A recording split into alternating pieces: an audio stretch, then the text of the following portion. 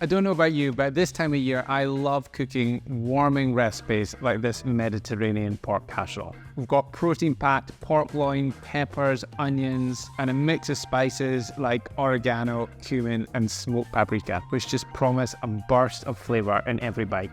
It's simple, it's tasty, it can be done in the slow cooker, and is ideal for a family dinner. With these kind of casseroles and stews, you can be really flexible with the types of veggies you can use. I mean, they're just a great way to use up leftover or random vegetables that you've got in the fridge. But for this, I'm using a couple of onions and some peppers. Again, trying to make the colours a little different, just so it looks a bit more interesting when you get stuck into it.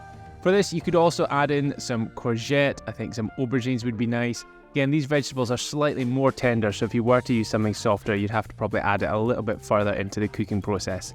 But anyway, once you've chopped all that up, just set them aside, and then you're going to do the same with 1 kilo of pork loin, also known as pork fillet sometimes, or tenderloin. Now, I usually use one of the big pork fillets, but buying these pork loin steaks was actually more cost effective, and it's pretty much exactly the same cut of meat. So just trim off any visible fat and then chop them up.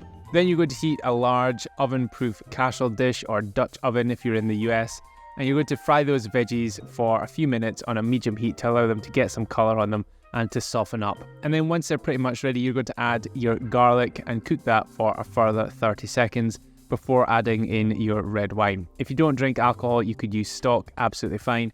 But once you've poured it in, scrape off any bits at the bottom of the pan that may have been stuck there from the cooking.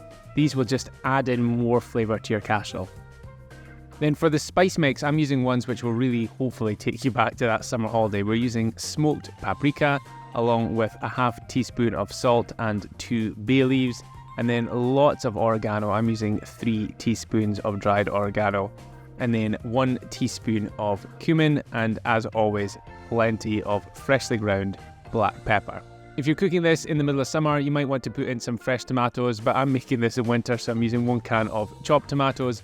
And then to that, we're just adding in the pork. Now, you could brown the pork beforehand if you want to give it lots of flavour, but I think there's so much flavour in this pot already, you don't necessarily need to cook the pork beforehand. If you just add it in and we're cooking it on a low heat for a long time, it's going to take on lots of flavours and fall apart in your mouth and taste absolutely delicious anyway.